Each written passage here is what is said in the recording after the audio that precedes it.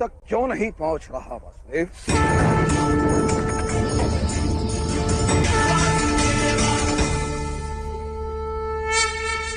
मुझे क्षमा कर दीजिए वासुदेव, मैं आपके वास्तविक रूप से अनभिज्ञ था। आप अवश्य मेरा वध कर सकते हैं, किंतु आप मेरा वध करने हेतु अपने प्रण को त्यागने के लिए सज्ज हुए हैं। अवश्य ही मेरा कोई महान दोष होगा।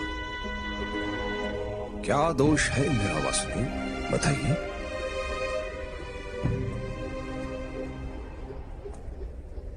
अज्ञान आपका दोष है महामहिम।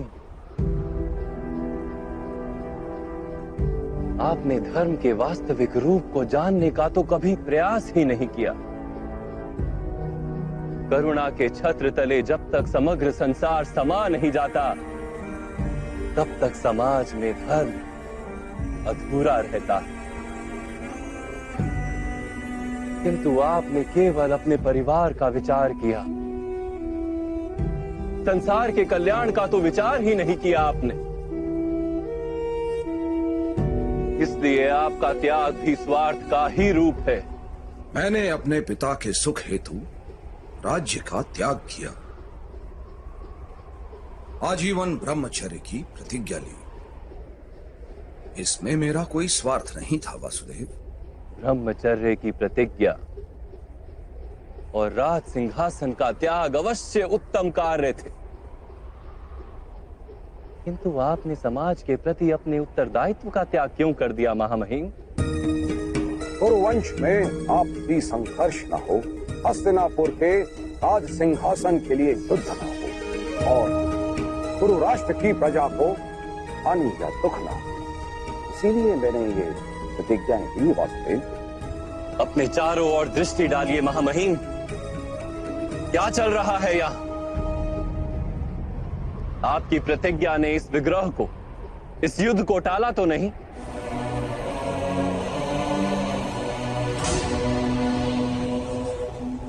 विचार कीजिए महामहिम, आपने अपनी प्रतिज्ञा को धर्म माना। यदि वो वास्तव में धर्म होता तो ये महायुद्ध ही क्यों होता? वास्तव में धर्म किसी मृत विचार का नाम नहीं, ना ही किसी परंपरा का नाम है।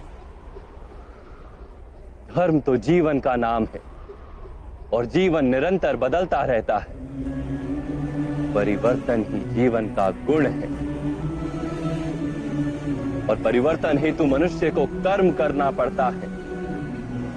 और आपने कर्म का ही त्याग कर दिया महामहिम। किंतु मैंने तो जीवन के प्रत्येक पद पर उचित कर्म किए हैं वासुदेव। नहीं महामहिम,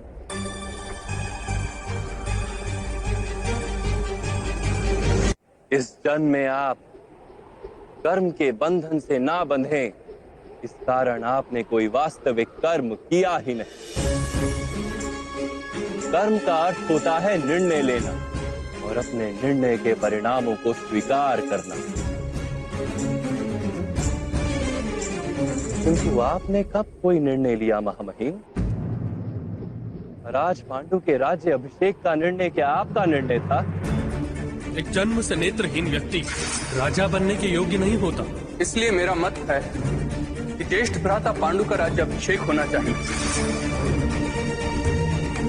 राज धृतराष्ट्र और महारानी गांधारी के विवाह का निर्णय। अक्षय तृतीया की शुभ मुहूर्त पर कुमार धृतराष्ट्र का विवाह गांधार की कुमारी गांधारी के साथ संपन्न हो।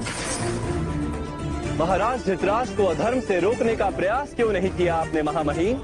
कुमार दुर्योधन पर वार करने वाले इन मत्स्य जनों का न्याय तो कीजिए। इन सबके सिर छेद कर दो। ये तो अत्याचार है। आदेश का पालन हो। युद्ध सभा का निर्णय और उसमें पांचाली के अपमान को ना रोकने का निर्णय। रामा, आप कीर्ति तो समग्र आर्यवर्त में हैं। आप तो स्वयं माता गंगा के पुत्र हैं।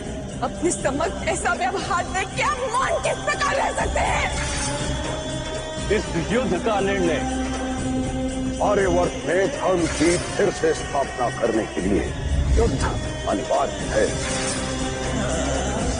सभी अधर्मों को रोकने का आपके पास सामर्थ्य भी था और शक्ति भी, किंतु आप निर्णय नहीं ले सके महामहिम। आप केवल अपनी प्रतिज्ञा और अपने प्रण से बंधे रहे। मैं दास बनकर अपना जीवन व्यतीत करूंगा। वास्तव में कर्तव्य के नाम पर निर्णय लेने के उत्तरदायित्व से आप भागते रहे।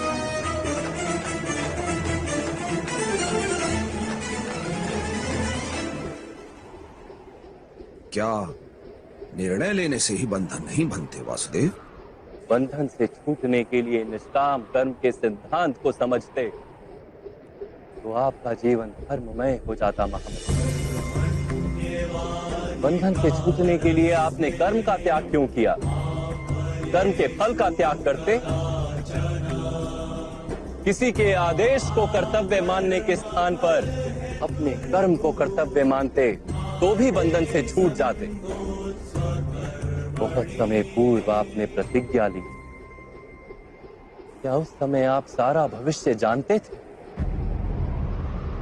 परिस्थितियां बदल गई महामहिम, समय में परिवर्तन आ गया, किंतु आपने अपनी प्रतिज्ञा नहीं तोड़ी और ना ही किसी परिवर्तन को स्वीकार किया। उसी का परिणाम आज ये युद्ध हो रहा है।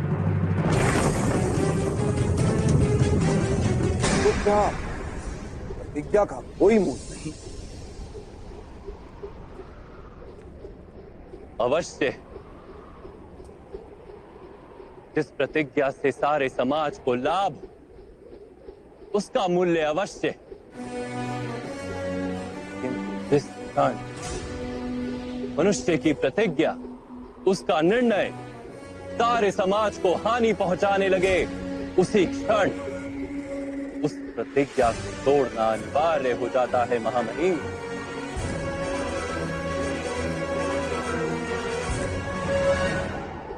आज पांडवों के पक्ष में रहकर युद्ध करने का निर्णय यदि आप ना ले पाए तो कम से कम शस्त्रों का त्याग करके अपनी मृत्यु को स्वीकार कर लीजिए।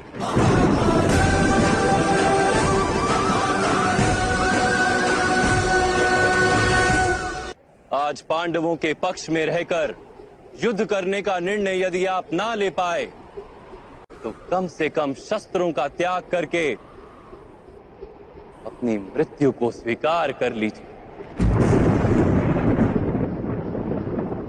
मैं स्वीकार करता हूं वासुदेव।